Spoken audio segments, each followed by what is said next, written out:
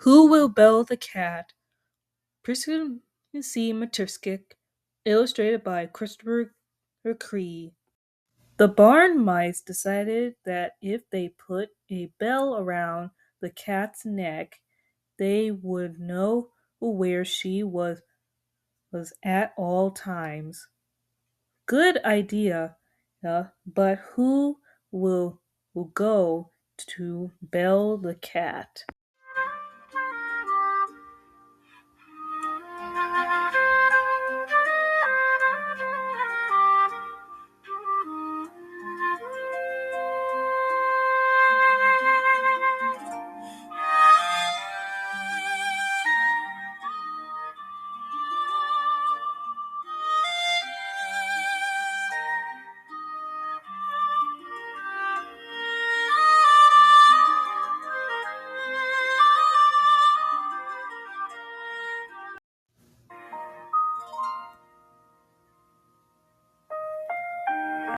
On an icy winter evening, a big tabby cat named Mammalede stumbled into the barn, cold, sick, and hungry.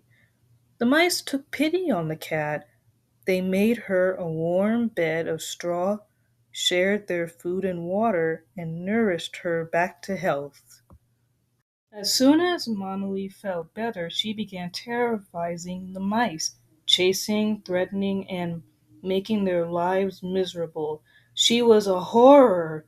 "Why are you doing this to us?" the mice cried. "You knew I was a cat when you let me in," Mammalede replied with a weak growl. "I'm simply doing what cats do, chasing mice."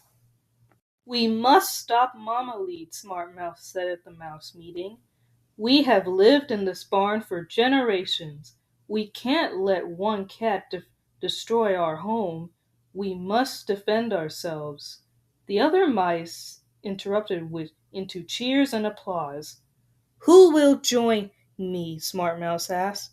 Friend Mouse stepped forward. Without one warning, Mamali leapt into the middle of the meeting.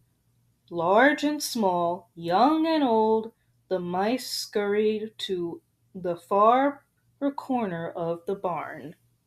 "We've got to do something soon," said Smart Mouse when everyone was safe. "But what can we do? Who, who against a fool like Mamali?" Friend Mouse asked. Wise Mouse, the oldest member of the community, stepped forward. "Whatever you're doing is going to be dangerous. Mamali is a formidable enemy." Smart Mouse was foraging outside the barn when she stumbled upon some sleigh bells. She chopped one off and then hurried to find her friend. "I've got a solution to our cat problem," Smart Mouse announced, holding up the bell. "We'll make a collar and put it around Mamalede's neck. She'll never be able to sneak up on us again." "It might just work," said Friend Mouse. "Let's get started." For weeks the two mice worked. They cut a leather band from an old saddlebag and pulled the banner through the bell hoop. The mice made a knot at one end of the leather banner and used a nail to make a hole at the other end. Done! It was a perfect collar, tailor-made for Mammalede. Smart Mouse and Friend Mouse took the collar to the next monthly mouse meeting, but once again Wise Mouse stepped up. "You two are to be commended for all your hard work. But who among us will take on the dangerous challenge of belling the cat?" The first plan seemed a sure bet. Smart Mouse found the perfect volunteers, the triplets, three of the smallest mice in the barn, Wee Mouse, Tiny Mouse, and Teeny Mouse. Friend Mouse tied them to some fishing line and slowly lowering them just above the napping Mammalede when Teeny Mouse let go a very loud sneeze. Achoo! Marmalade's eyes opened wide. She leapt out at the dangling mice. Help! They screamed. Friend Mouse quickly pulled them in and away to safety. All I did was just make matters worse, Friend Smart Mouse said sadly. But Friend Mouse was not discouraged. We can't give up now, Friend Mouse said. How about seeking help from the Rat Pack? Them? Shocked at Smart Mouse, amazed that her friend would seriously such a thing. Desperate times require desperate plans, Friend Mouse said.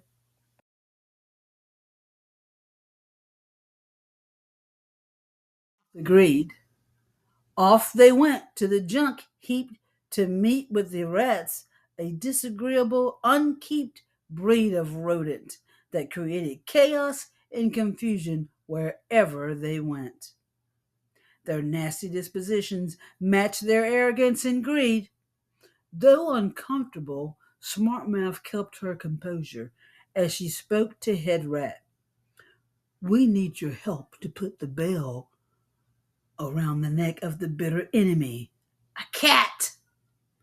What's in it for us? Head Rat asked. Name your price. We need clean, dry straw to make our beds warm and toasty like yours. If you help us, we will gladly share our straw with you. Done deal, Friend Mouse said. The rat pack attacked in full force while the barn mice stayed well hidden. 10 of the biggest, meanest rats anyone could imagine swooped down on Marmalade, who was caught off guard. No matter. Instantly, the rats realized they were no match for this fierce feline. She was everywhere at once, hissing and snarling, leaping, pouncing, fur flying.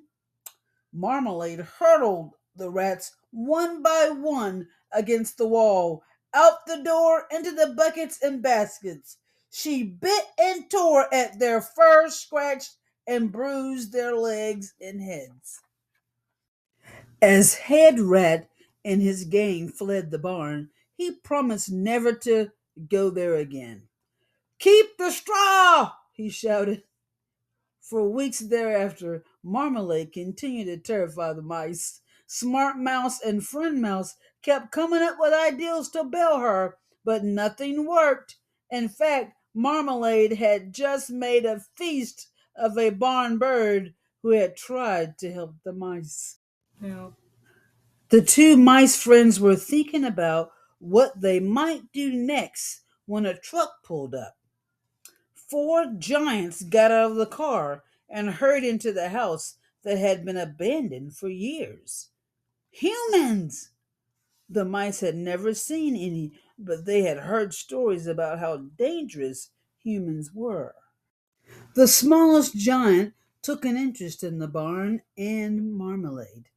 The human creature didn't appear to be mean or unkind, just different and so big. Remember, said Friend Mouse, we are to stay clear of the humans. They aren't known to be friendly towards mice.